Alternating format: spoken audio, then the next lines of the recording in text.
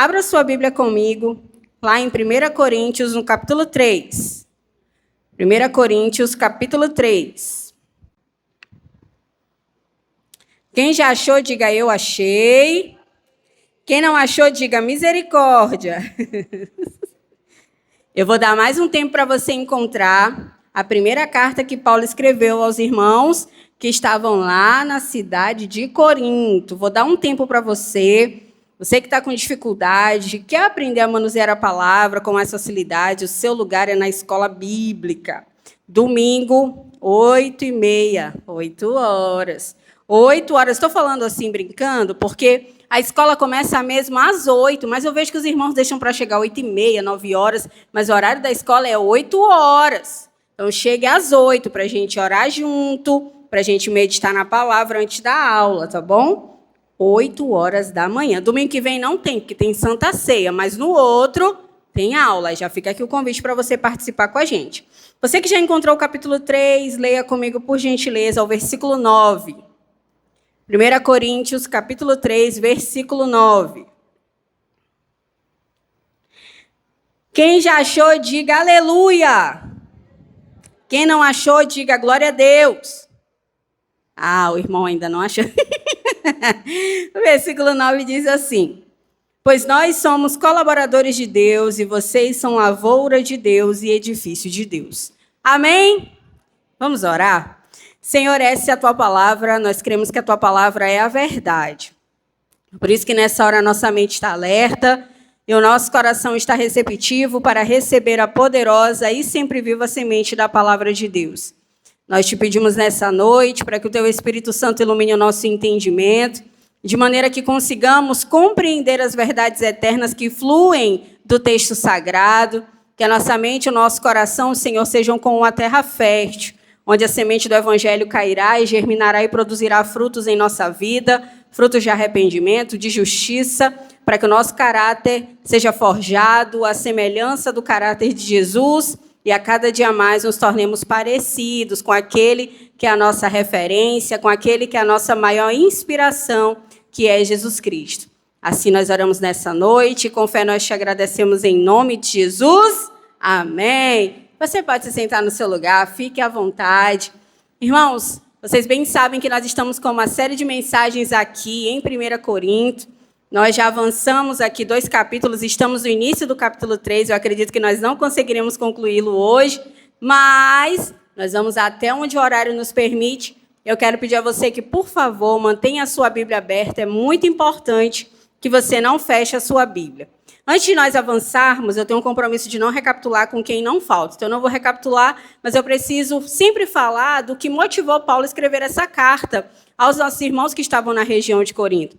Paulo decidiu escrever essa carta porque os irmãos de Corinto estavam enfrentando algumas situações delicadas no que diz respeito à unidade, no que diz respeito à moralidade, no que diz respeito ao conceito de verdadeira espiritualidade. Então, Paulo escreve essa carta para corrigir esses erros e trazer à memória dos irmãos aquilo que realmente importava. Então, logo no início da carta, nesses 3 primeiros capítulos, Paulo se dedica a combater um dos problemas gravíssimos que havia naquela igreja e que afetava um princípio que é fundamental da fé cristã, que é o princípio da comunhão dos santos, da unidade da igreja, do corpo de Cristo.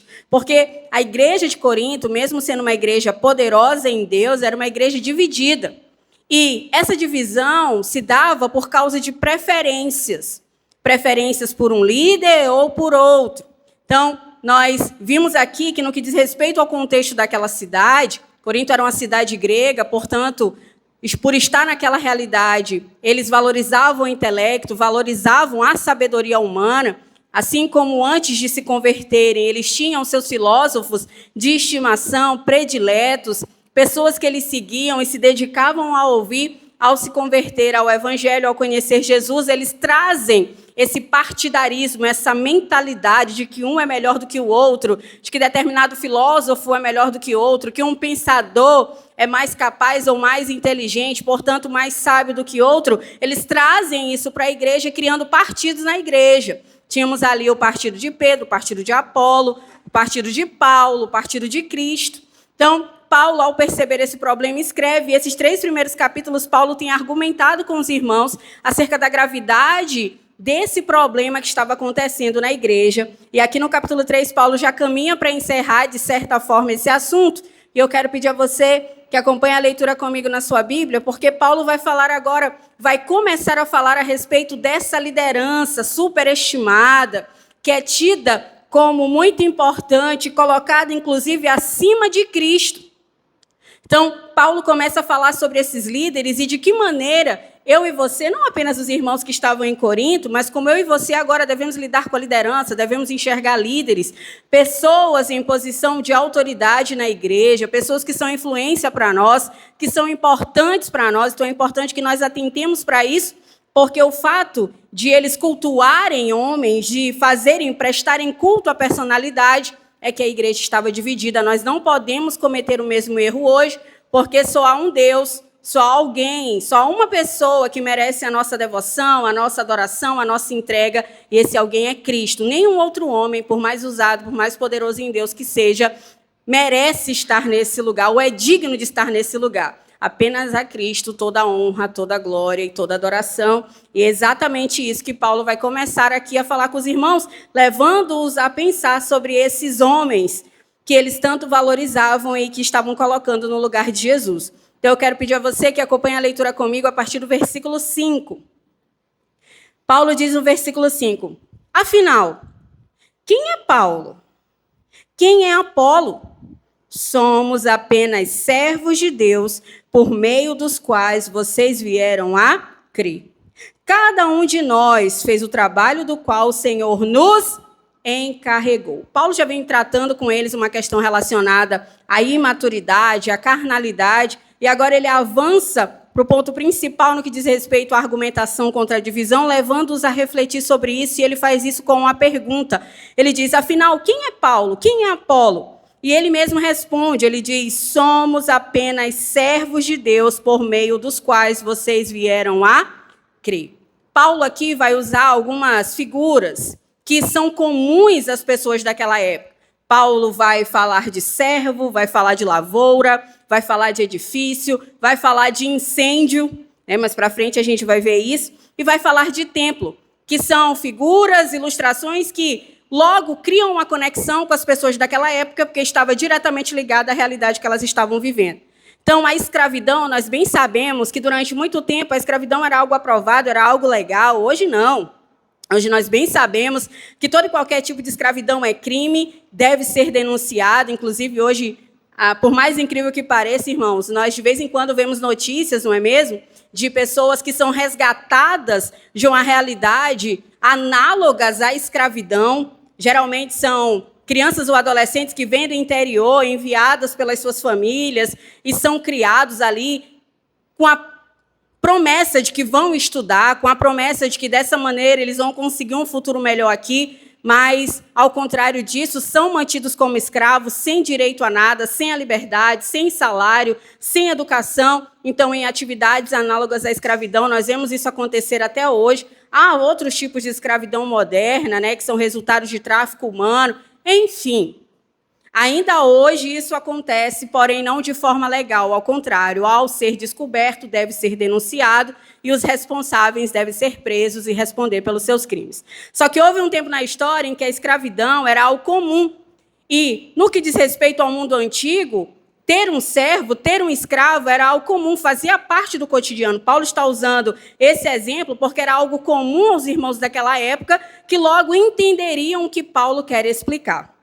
Então, Paulo diz assim, afinal, quem é Paulo, quem é Apolo? Somos apenas servos de Deus. Aqui, no original, a palavra significa diácono, ministro, alguém que serve a outra pessoa. Então, sim, haviam pessoas que tinham escravos, esses escravos estavam ali submetidos aos mandos e aos desmandos dos seus senhores, só que havia um outro tipo de escravo, que era o escravo que atuava como um representante do seu senhor. Então, quando Paulo diz que ele e Apolo são apenas servos de Deus, ele está dizendo que a única coisa que eles são é meros representantes de Deus. Eles falam em nome de Deus, mas eles não são Deus. Eles representam o Senhor ao comunicar uma mensagem, mas eles não falam a respeito deles mesmos. Eles falam a respeito daqueles que lhes têm como propriedade. Assim como eu e você agora somos propriedade exclusiva do Senhor Jesus e somos escravos de Cristo por amor, irmãos. Não por obrigação, não porque não temos liberdade, mas porque escolhemos ter a Ele como Senhor da nossa vida. Da mesma maneira, Paulo e Apolo são meros representantes. É isso que ele está dizendo. Quem somos nós? Somos meros. Ele diz apenas servos de Deus por meio dos quais vocês vieram a crer. Então, Paulo iniciou o argumento contra essa idolatria, contra esse culto à personalidade, dizendo que tanto ele quanto Apolo, mas havia um partido lá que era o partido de Pedro. Por que não fala de Pedro? Paulo não fala de Pedro aqui especificamente porque Pedro não esteve em Corinto, apesar de ele ser citado. Mas Paulo fundou a igreja e quem deu continuidade ao trabalho de Paulo foi Apolo. Então, tanto Paulo quanto Apolo estiveram ali naquela igreja. Por isso que Paulo é muito claro em citar Apolo, porque ele foi quem deu continuidade ao trabalho de Paulo. Paulo fundou a igreja, plantou a igreja, pregou o evangelho, pessoas se converteram. Só que quem regou essa semente, quem deu continuidade a esse trabalho foi Apolo. Por isso que ele diz, quem somos nós? Somos apenas servos de Deus, por meio dos quais vocês vieram a crer. A mensagem, irmãos, é sempre maior do que o mensageiro. Eu e você precisamos sempre lembrar disso. Nós não somos nada, nós não somos ninguém. Carregamos uma mensagem poderosa. Carregamos uma mensagem que é capaz de libertar o cativo, curar o enfermo. Mas nós somos meros ministros de Deus. E quando fala ministro, fala, eu sou um ministro de Deus. O ministro era o mais baixo escalão, irmãos, daqueles que trabalhavam em grandes embarcações, no nível mais baixo, nas condições mais precárias. O ministro é o nível mais baixo de serviço. Não, eu sou um ministro, aleluia, glória a Deus. Então, você é um servo, mais baixo escalão, você não é nada. Eu não sou nada. Sem Jesus, nós não somos nada. Nos usa porque é misericordioso, nos usa porque Ele quer, porque Ele é bom, misericordioso, ama a gente, e escolheu nos amar antes da fundação do mundo. Mesmo sabendo que na primeira oportunidade nós acharíamos que não precisaríamos dele, nós rejeitaríamos a sua presença, o negaríamos, na primeira oportunidade caminharíamos com a nossa própria perna e não segundo a vontade dele, mas a palavra de Deus é clara ao dizer que ainda assim Ele nos amou, Ele nos quis, Ele nos chamou para Ele, porque é bom, não porque nós somos bons, mas porque Ele é bom. Somos apenas servos. Se Deus tem feito algo através da sua vida, ou se você ambiciona isso, se você almeja um ministério, se você almeja ser alguém usado por Deus para fazer a diferença nesse tempo, entenda que o lugar mais alto no reino de Deus é o do que serve. Não é o do que tem a maior patente ou a carteira com uma credencial, ou que é muito conhecido e que tem muitas curtidas nas redes sociais, ou que tem aplausos de homens, mas acima de tudo é aquele que serve. Paulo, aquele que ficou 3 anos, só ele Deus, recebendo o download da revelação de Deus. Deus o separou, Deus o escolheu, Jesus apareceu a Paulo. Diz, somos apenas servos. A gente nem ora quando está muito cansado, irmãos. A gente nem quer ler a Bíblia. Não vem na igreja porque chove. Deixa de amar a Deus porque o irmão não falou com a gente. A gente é assim, bem café com leite, mas a gente acha que é alguma coisa. Paulo foi açoitado, foi preso, foi humilhado. A sua morte, sozinho. Sem ninguém, sem amigos, sem aplausos, sem reconhecimento. Os maiores evangelistas que houve no nosso tempo até hoje nos influencia. No final dos seus dias. Uma prisão fria, sozinho, sem reconhecimento algum. Foi a recompensa que ele recebeu por se deixar ser usado por Deus. E a gente quer glória, né? A gente quer favor, a gente quer, de alguma maneira, merecimento. Paulo está dizendo que ele e Apolo, assim como eu e você ainda hoje, somos meros servos de Deus. Deus faz por nosso intermédio, Deus faz porque Ele age como Ele quer. E não tem como você determinar quem Deus usa ou deixa de usar. Porque nós temos visto aqui que ser usado por Deus não determina quem é salvo e quem não é. Isso aqui é outro ponto que eu e você não podemos esquecer. Não é grande coisa não ser usado por Deus, é um grande privilégio, mas não no que diz respeito à eternidade. Porque muitos no grande dia dirão, mas em teu nome eu fiz isso, eu fiz aquilo, e eu arrebatei corações, e as pessoas se emocionavam, e as pessoas faziam isso e aquilo quando eu pregava, quando eu ministrava, quando eu cantava, quando eu fazia qualquer outra coisa na igreja, quando eu evangelizava, quando eu servia. Ah, mas Deus se movia de maneira extraordinária e sobrenatural. E Jesus vai dizer, eu não conheço você. Eu digo isso em todos os encontros porque realmente esse é o maior medo da minha vida inteira. Não tem nada que eu tenha mais medo do que estar diante de Jesus e ele dizer que não me conhece. Não tem nada que me assombra mais, irmãos. Eu estou aqui de boa. Tem uns memes assim na internet, né? Quando eu estou de boa e lembro de tal coisa. Aí pesa o clima, não é? Aí a pessoa fica assim, eu fico assim quando eu lembro. Meu Deus, e se lá no grande dia, meu Deus do céu, Jesus. Aí já fico meio numa bad assim, meu Deus do céu, eu tenho que me acertar, tenho que me consertar. Esse é o meu prumo, irmãos. Eu não sei qual é o de vocês. Mas isso é o que me acerta, é o que me conserta. A lembrança, a certeza de que um dia eu vou estar diante de Jesus. Eu quero muito que ele me veja e diga, Lucélia, serva boa e fiel, entra no gozo do teu Senhor. Essa é a grande expectativa do meu coração. Então eu morro de medo de pensar, se Jesus não me conhecer, meu Deus. Paulo está dizendo, eu e Apolo somos apenas servos, por meio dos quais vocês vieram a crer. E ele diz assim, cada um de nós fez o trabalho do qual o Senhor nos encarregou. Paulo está dizendo que tanto ele quanto Apolo foram canais, foram instrumentos nas mãos de Deus para cuidar daquelas pessoas, para anunciar o evangelho àquelas pessoas e apenas isso. E aí ele continua dizendo assim, se você puder ler comigo, no versículo 6 ele diz, eu plantei e Apolo regou, mas quem fez crescer foi Deus. Deus fez coisas extraordinárias naquela igreja. Desde o capítulo 1 nós temos nos surpreendido que aquela igreja era rica em tudo, aquela igreja era poderosa. Então, podia, né? Paulo e Apolo se acharem alguma coisa. Podia Paulo e Apolo acharem que, de alguma maneira, eles tinham o favor de Deus, né? Que eles tinham sido escolhidos para algo assim que nenhuma outra igreja registrada nas Sagradas Escrituras nós vemos acontecer. Então, eles podiam dizer assim, não, mas tem uma coisa diferente aqui em Corinto. Aqui, Deus, a graça de Deus está aqui, né? Que nem a plaquinha daquela igreja famosa ali, que a mão de Deus está aqui, aí tem uma mão grandona assim. Mas não era assim que eles pensavam, irmãos.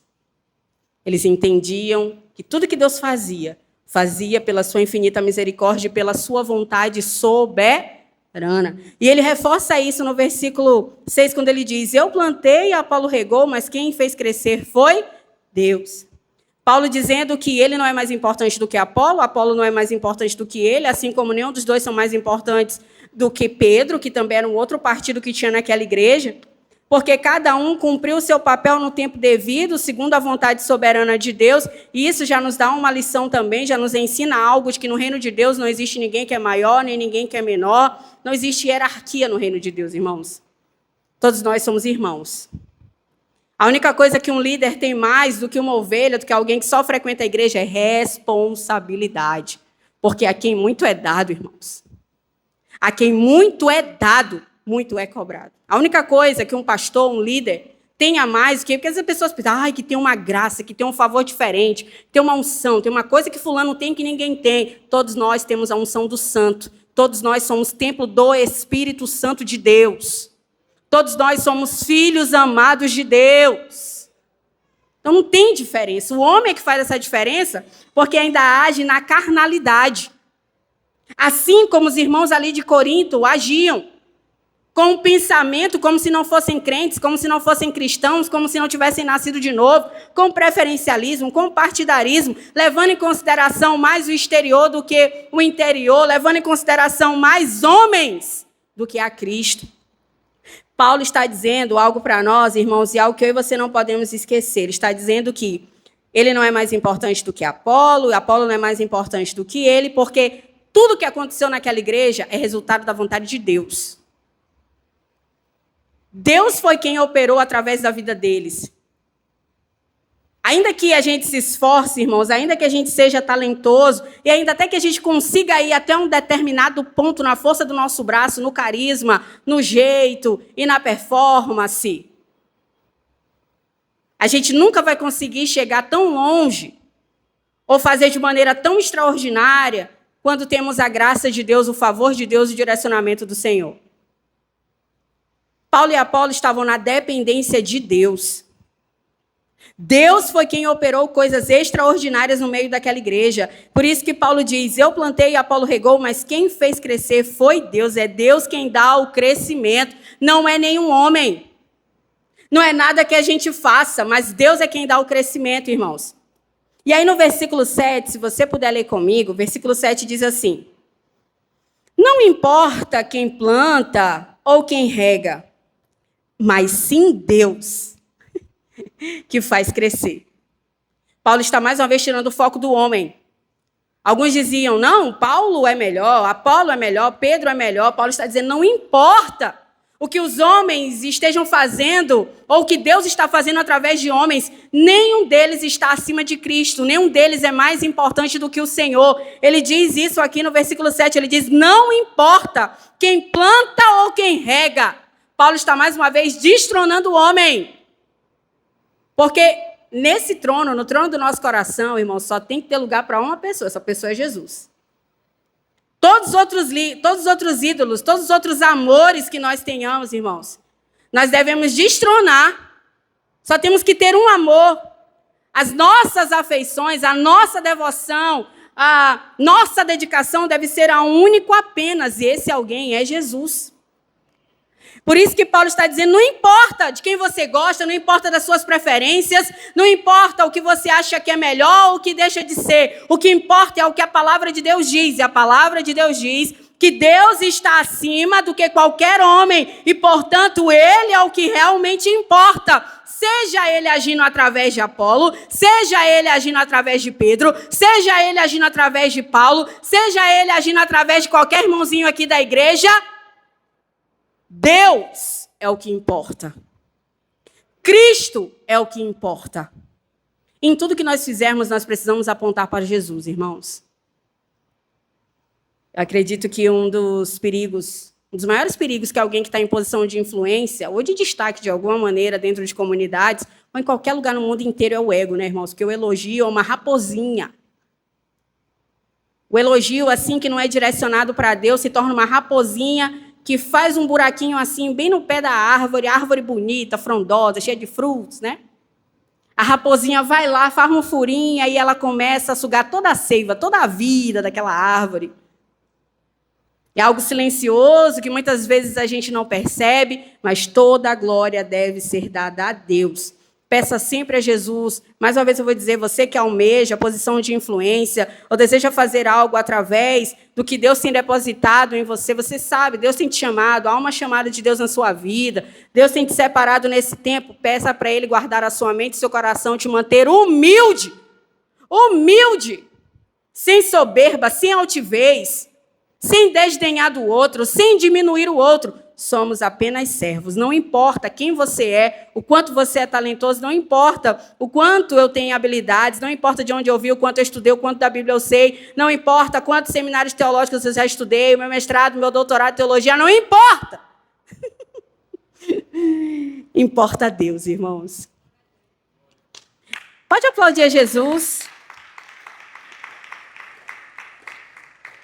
E isso, irmãos, é desconfortável para nós, porque a gente quer ser alguma coisa mesmo. A gente quer destaque mesmo, a gente quer ser valorizado mesmo, não há nada de errado com isso. A gente só precisa ter muito cuidado para não tomar para nós uma glória que deve ser dada somente a Deus, porque é Ele quem dá o crescimento. E aí no versículo 8, Paulo diz, quem planta e quem rega trabalham para o mesmo fim. Paulo está nos chamando a atenção para o fato de que existem dons diferentes. Existem serviços que são realizados na obra de Deus por pessoas diferentes, de maneiras diferentes, que foram chamados para missões e tarefas diferentes. Paulo fundou a igreja, quem cuidou dos novos convertidos foi Apolo. Então, Paulo é o plantador de igreja, é o evangelista, é o desbravador, é o que aplana o caminho. Ah, então ele é mais importante, porque lá Paulo, então, não era tão corajoso, porque Paulo é que foi, então ele é melhor. Paulo está dizendo, não importa. Quem foi primeiro, quem veio depois, quem abriu o caminho, quem chegou primeiro, dizendo, não importa. Porque todos são meros instrumentos. Tudo quem faz é o Senhor. Paulo plantou a igreja, Apolo foi depois, trabalhou a consolidação da igreja. Isso não torna Apolo mais importante do que Paulo e não torna Paulo mais importante do que Apolo. E ainda hoje, irmãos, a graça de Deus é multiforme. Cada um de nós fomos chamados com um propósito. O propósito para o qual Deus nos chama, irmãos, é de ser parecidos com Jesus. Esse é o propósito de Deus. Deus tem algo contigo? Tem mesmo. Ele quer que você seja parecido com Cristo. Deus tem um propósito para a sua vida? Tem mesmo. Que você viva com Jesus eternamente. Deus quer fazer algo contigo? Quer forjar o caráter de Cristo em você. Ah, mas não tem uma coisa só para mim, porque eu sou muito especial, eu sou a veia do coração de Deus. Sem mim, Deus não vive, sem mim, Deus não respira. Não, irmãos. Até o que Ele nos dá, de dons, talentos, habilidades, as capacidades, nós vemos a beleza. Para mim, o que tem mais de bonito na igreja é a diversidade, irmãos. É a pluralidade do povo de Deus. Se a gente olhar aqui ao redor, todo mundo diferente, cada um com a cara, com o cabelo, uma influência, uma realidade, uma origem, um costume, um tipo de criação.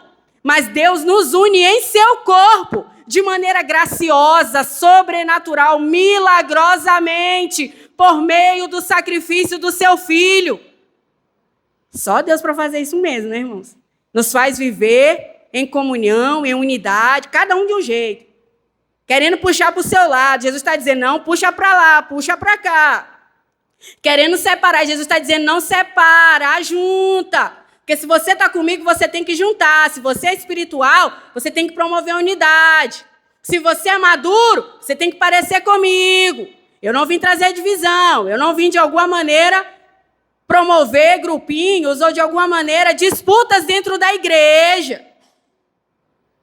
Então, irmãos, eu e você não podemos esquecer que em tudo que fizermos, o sucesso que obtivermos, teremos por causa de Jesus. Seja pregando, seja cantando, seja pregando o evangelho, liderando uma célula, dando aula na escola bíblica, seja servindo ali os irmãos que estão ali intercedendo, os irmãos do diaconato, seja até mesmo aqueles que de maneira voluntária, em alguma oportunidade, atuam aqui trabalhando na manutenção. Nós temos funcionários, mas dependendo do evento, eles não estão aqui, então tem irmãos que se prontificam a isso. Seja você fazendo uma visita, seja você acompanhando um novo convertido na consolidação, seja em qualquer lugar que você esteja servindo, você não é melhor do que ninguém, ninguém está em outro lugar melhor do que você. Você não é mais espiritual, você não é mais santo, você não está acima, você não é superior. Todos nós estamos nivelados no corpo de Cristo.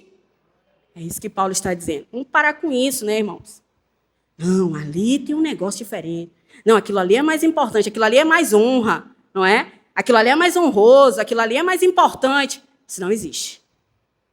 Todos nós somos instrumentos que Deus separa para usar para a sua glória.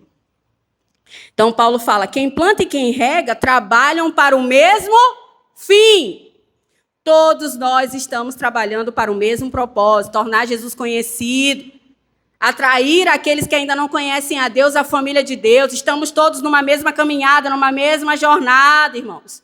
Dia após dia, um dia de cada vez, todo mundo com as suas lutas, todo mundo com as suas dificuldades, todo mundo lutando as suas guerras. Cada um sabe, irmãos, aonde é que seu calo aperta. Ninguém, irmãos, está isento de dificuldade ou problemas. Todos nós precisamos, independente do que pensamos ou das nossas convicções pessoais, cooperar para o mesmo fim, a glória de Deus. E é isso que Paulo está dizendo. Quem planta e quem rega trabalham para o mesmo fim, e ambos serão recompensados por seu árduo trabalho. Paulo está falando de motivação. Faça, sirva. Faça coisas extraordinárias em Deus. Deus te chamou, te separou você entende que precisa anunciar uma notícia, Deus te deu uma voz, Ele tem amplificado a sua voz, Ele tem permitido que você tenha acesso a muitos corações, faça, mas faça com a motivação correta de agradar a Deus, de torná-lo conhecido, de fazer com que as pessoas de verdade tenham um encontro com Cristo, sejam salvas por Ele e vivam eternamente com Ele.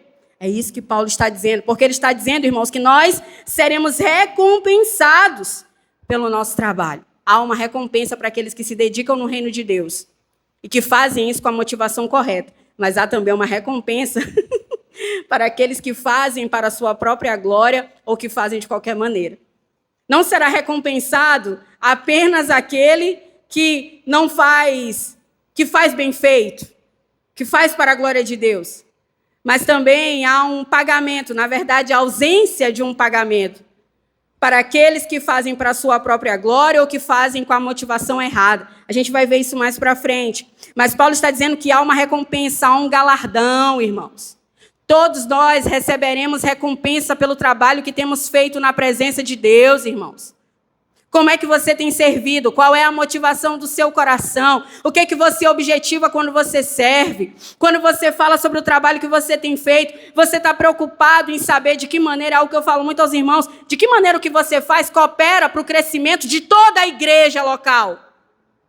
De que maneira o que você tem feito edifica toda a igreja? Coopera com toda a comunidade? Ou beneficia só você? Beneficia só o seu grupo? Beneficia só aqueles que de alguma maneira concordam com você de alguma maneira? Tudo que fizermos, precisamos fazer pensando no bem da igreja, no crescimento, edificação da igreja, amadurecimento da igreja. Vou cooperar com isso daqui, vou trabalhar nisso daqui, vou servir dessa maneira, para que Cristo seja visto, mas também para que eu coopere nisso aqui. Esse é o objetivo da igreja. Você consegue responder dessa maneira? Por que você quer fazer o que você quer ou por que você faz o que você está fazendo agora? Você tem a resposta para isso? Não é, porque é assim. Eu acho que Deus me chamou, entendeu? Tá, mas Ele te chamou para você fazer isso. E de que maneira isso coopera para o corpo? De que maneira isso contribui para a edificação do corpo de Cristo? Ou para que Jesus se torne conhecido? Como você espera fazer disso uma ferramenta poderosa para anunciar a mensagem do Evangelho? De que maneira você espera fazer disso um meio através do qual pessoas serão atraídas a Cristo? Essa é a motivação, o todo. Veja o todo, não veja só você, não veja apenas o que você está fazendo agora, mas aonde isso pode chegar, de que maneira somando com os demais departamentos, grupos da igreja, outras frentes que têm atuado talvez no mesmo sentido que você, de que maneira isso pode somar com o todo. Essa é a motivação correta, porque Paulo está dizendo, independente de qual seja a posição que você jogue nesse time, só há um objetivo. Se você não estiver alinhado com ele, você está jogando errado. Isso é um problema. E esse objetivo, irmãos, não tem a ver com a visão de uma igreja local, não tem a ver com a visão de um departamento, de um grupo missionário, de uma denominação ou outra, não. Isso tem a ver com aquilo que Deus já revela na sua palavra a respeito do seu plano eterno. Essa deve ser a ambição da nossa vida, viu, irmãos? Ser conhecido por Cristo e torná-lo conhecido ao máximo de pessoas que nós pudermos. E Paulo diz que todos nós seremos recompensados. Apocalipse vai dizer, eis que venho sem demora. E o meu galardão está comigo para dar a cada um segundo as suas obras. Quais são as obras? Mais para frente, Paulo vai dizer que vai ter uma prova. As nossas obras serão provadas. De que material as nossas obras são feitas? De que material a sua obra é feita? De material perecível ou de material imperecível? Porque quando a Bíblia fala de fogo, do fogo de Deus, a Bíblia fala da sua santidade. Quando o fogo de Deus provar as suas obras, elas virarão cinzas apenas, porque é feito de coisa perecível, ou é de pedra preciosa, ou é de ouro, que isso é imperecível. Eu e você precisamos entender que há uma recompensa, por isso nós precisamos dar o melhor em tudo que o Senhor confiou a nós para fazer com a motivação correta. Paulo sabia que ele era um mero instrumento, um mero canal, somando, contribuindo. Por isso que ele diz no versículo 9, ele diz, pois nós somos colaboradores de Deus. Ele tem consciência De que o que ele não faz para ele mesmo, não faz em seu nome, não faz para acumular pontos com Deus, ainda que haja uma recompensa. Paulo nem está pensando nisso. Ele está falando a respeito disso, mas o objetivo de Paulo, acima de tudo, é agradar a Deus. E ele deixa isso claro desde o início da carta, sempre lembrando que o fundamento, o alicerce, é Jesus. Então, no versículo 9, ele diz, pois nós somos colaboradores de Deus. Olha que privilégio, né, irmãos? Efésios, no capítulo 2, diz que nós estávamos mortos em nossos delitos e pecados, fedíamos a morte. Isso tem uma coisa que ninguém gosta de defunto, né, irmãos? Ninguém gosta de pessoas mortas, não é? A não ser quando é um ente querido, e aí você fica ali, debruçado. Mas, geralmente, dependendo da realidade que você vê, eu fui criado numa realidade que eu morria de medo de gente morta, gente. Hoje eu não tenho mais, sou crente, aleluia, glória a Deus, não tenho mais medo de fantasma. Eu sei que qualquer fantasma que aparecer é demônio, é só sai, em nome de Jesus e pronto, não é? Mas quando eu era criança, adolescente, eu morria de medo, não ficava em lugares escuros. Não assistia nem nada que pudesse, de alguma maneira, me fazer, na hora que eu fosse dormir, pensar que tinha alguém ali, que havia um fantasma, ia puxar meu pé. Quando alguém falecia, irmãos, eu não dormia só.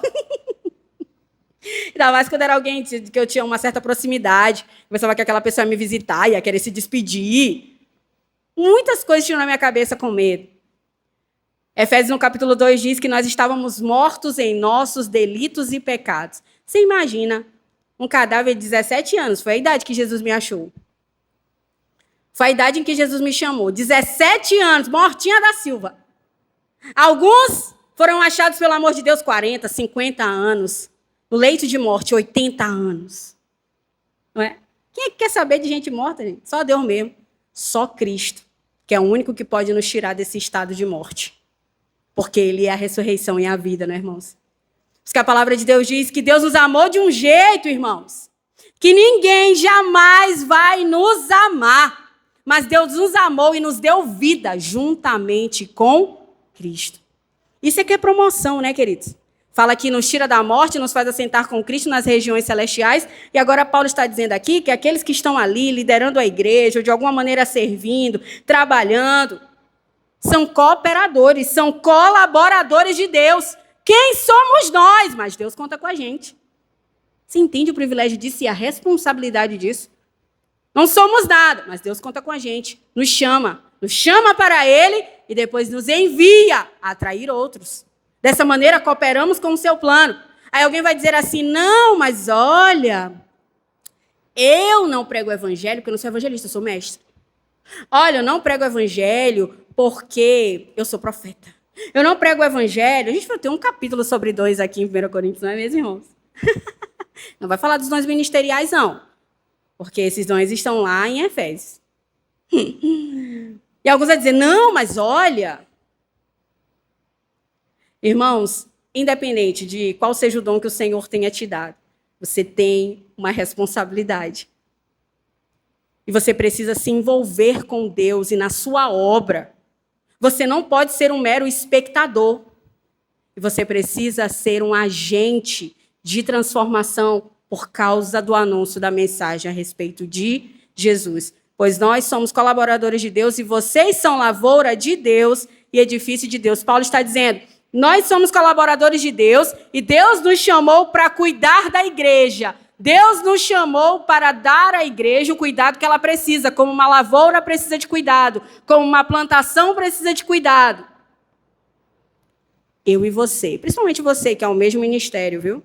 Sei que a gente tem tido uma remessa aí de um bando de jovens, de adolescente, até adultos mesmo, né, que descobriram que tem um chamado e aí querem entrar para o ministério. Não esqueça que antes de tudo você é servo. E que antes da credencial, você precisa fazer tudo. Que talvez, tendo credencial ou não, né, irmãos? Porque tem gente que é assim, tem a credencial, tem o título, mas não serve, não ama, não cuida, não pastoreia, não visita. Não tem o interesse em se envolver com pessoas. Igreja é gente. Esse é outro ponto que você tem que avaliar se você é o mesmo ministério. Não tem paciência. Não, tem que ser no meu jeito, é no meu tempo e tal. Irmãos, existem pessoas que a gente olha com um ministério grande, próspero, que talvez estejam só colhendo o que outros regaram. Ministério implica em paciência, abnegação, entrega, confiança total em Deus. Existem pastores que estão anos fiéis a Deus, homens tementes a Deus, que amam pessoas e cuidam, e não têm visto o seu ministério crescer, não porque não são fiéis, não porque não amam a Deus, porque essa é a vontade soberana de Deus, e ele está desagradando a Deus porque não tem número, porque a gente está vendo que o foco de Paulo aqui não tem nada a ver com a quantidade, tem a ver com a qualidade de uma liderança que é alicerçada no verdadeiro fundamento que é Jesus. Eu e você não podemos esquecer disso. Somos chamados para servir, irmãos. E no reino de Deus ninguém é melhor do que ninguém. Amém? Vamos orar?